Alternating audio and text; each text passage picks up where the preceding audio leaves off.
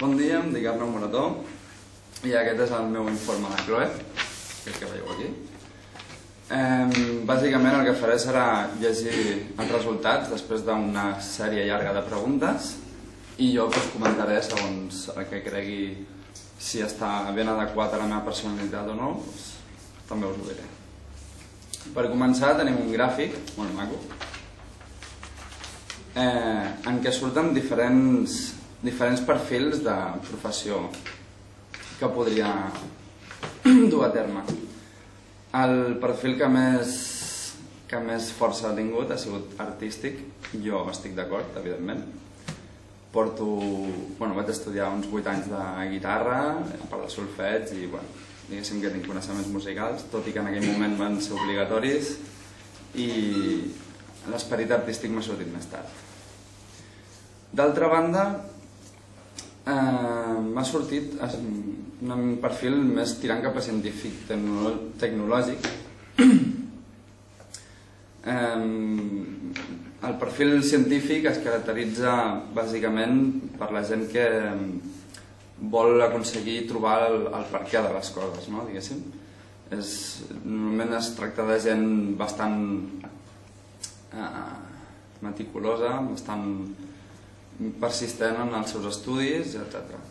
En el perfil artístic, en canvi, és més independent, més expressiu, són gent que li agrada expressar-se, li agrada posar sentiments en les coses que fa, i sobretot en la feina.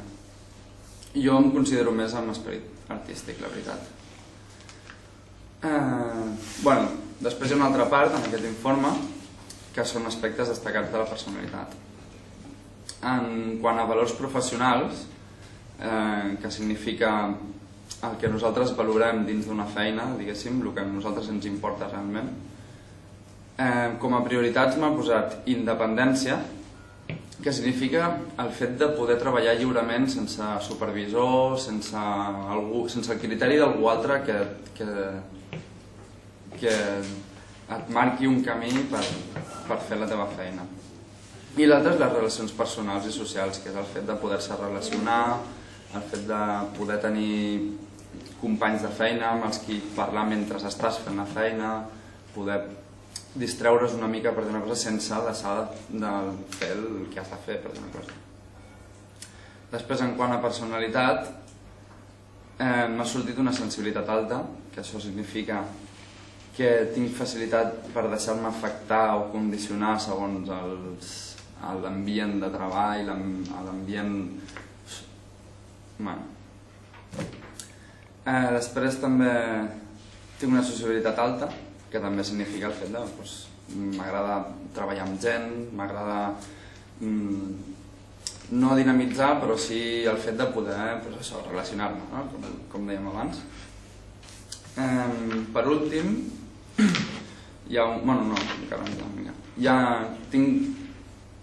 una sèrie de capacitats que aquí em posa, que són la social relacional, que com anteriorment he dit és l'aptitud per relacionar-se amb les persones, i després la didàctica, que això m'ha sorprès, tot i que, a veure, soc monitor d'esplai i realment m'agrada el fet de poder ensenyar coses. I m'ha fet gràcia que em sortís aquí en l'informe, perquè posa que és l'habilitat de la gestió del procés d'aprenentatge, saber interpretar i transferir informació, i a mi la veritat és que m'ha fet gràcia. No sé si ho tinc o no, jo crec que una mica sí, a més m'agrada fer-ho, però m'agrada que m'ho reconegui un informe. Després, en últim punt, són les competències professionals. Un altre cop m'ha sortit saber relacionar-se, saber relacionar els altres, ser sociable, estar obert a les relacions socials i personals en una societat diversa. Sempre m'ha agradat parlar, m'ha agradat relacionar-me amb la gent. I per últim, gestió de sentiments, que això és l'habilitat de conèixer i afrontar tant els estats d'ànim propis com els dels companys i companyes de feina o persones clients usuàries. Aconseguir comunicar-se i entendre la situació personal de cada una. En aquest aspecte realment crec que és veritat. Vull dir, m'agrada analitzar, per dir una cosa, a les persones i saber com les haig de tractar, tant si és Malament, evidentment que no, però sobretot per saber el grau de confiança que puc tenir amb aquesta gent. Vull dir, fins aquí penso que està tot dit. Gràcies per l'escolta.